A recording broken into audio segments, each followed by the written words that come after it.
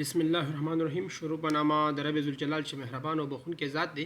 نن زموږ دغه ویډیو د دې باره کې دا چې موږ څه رقم کولی شو د تصویر شاته کوم بیک ګراوند چې دی دا سپین کړو. ځکه کله چې تاسو ډي وي لاټري ته ثبت نام کوئ نو تاسو چې دا د تصویر شاته بیک ګراوند سپینوئ. کله چې تاسو موبایل باندې عکس واخلئ نو تاسو دې ته څه رقم شاته بیک ګراوند سپینولی شئ. نو راځئ چې په دوه منټو کې تاسو دا طریقه تاسو ته وښایم او د خپل کور کې ځان ته عکس وباسئ، بیک ګراوند سپین کوئ او هغې نه پس ریسایز باندې ما الریډي ویډیو جوړه کړې ده، ریسایز یې کوئ او تاسو یې ډي وي ته اپلوډ کولی شئ.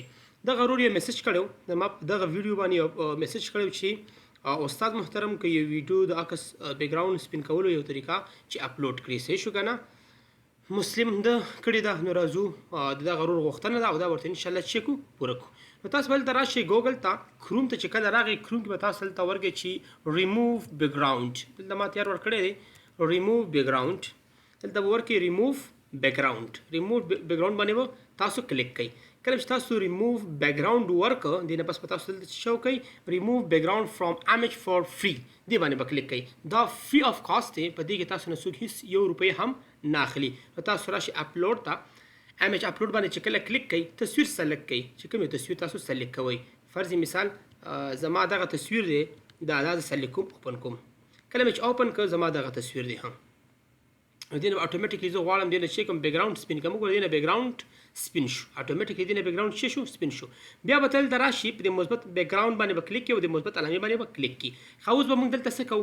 دلته مختلف عکسونه دي، که ته غواړې کوم رقم بیک ګراوند ورکړې دلته یې ورکولی شي، خو زه بیک ګراوند نه ورکوم ځکه زه سپینوم څه شي دپاره؟ ډي وي دپاره. تاسو کلر ته به راشئ، کلرز ته، او دلته به په دې وایټ باندې کلیک کړئ. چې کله دې کلیک کړه را به شي ډن ووهئ. چې کله یې ډن ووهل وګوره بیک ګراوند به مکمل څه شي؟ سپین شي. بیک ګراوند به مکمل څه شي؟ سپین شي. دې باندې به کلیک کړي او کلرز باندې به کلیک کړي. دا اوس به لاړ شي او ډاونلوډ به کړي. چې کله هم ډاونلوډ کړو ته بس خپل تصویر وګوري انشاءالله. دې بیک ګراوند به مکمل ډول باندې څه شوي؟ وایټ شوي. وګوره د دې بیک ګراوند مکمل سپین شوی دی که نه دی سپین شوی؟ وګوره بیک ګراوند یې مکمل څه شوی دی؟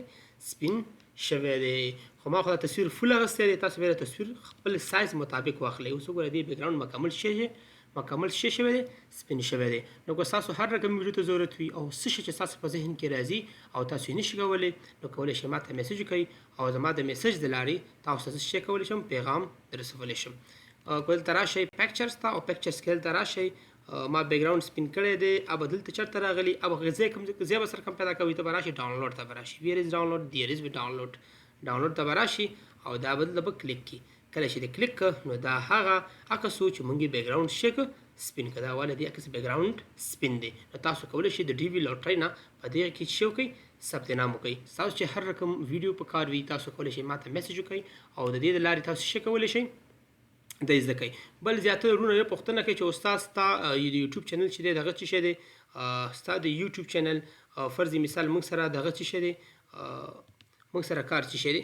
نو تاسو کله د چاته راشئ دا زما چینل ته راشئ، صمیم ساحل افیشل دی، نه بس راشئ پلی لیست ته راشئ. تاسو چې کله پلی لیست ته راغلی په پلی لیست کې راشئ ما مختلف ډرایفونه جوړ کړي. تاسو د کمپیوټر باره کې ټرکس پکاري، هر څه چې پکاري د ما هر شي دپاره خپل ټرکس دي. او که غواړئ تاسو اپلای وکړئ هاو ټو اپلای په نوم باندې زما خپل پلی لیست دی چې په دې کې به دا ټولې ویډیوګانې که هغه ډي وي لاټري ده، که هغه نورې لاټرۍ دي، یا فرض مثال هغه چې دی امیګریشن ویډیوز دي، په دې کې دې نه پس به زما دغه ویډیوګانې هم راځي. فرض مثال د ویزو باره کې، یا فرض مثال د بورسونو باره کې، د سکالرشپ په باره کې. تاسو دې نه هر یو پلی لیست ما خپل جوړ شوی دی. خو څومره چې اپلای دي اپلای به ټول دې کې انشاءالله پرتې وي. والسلام.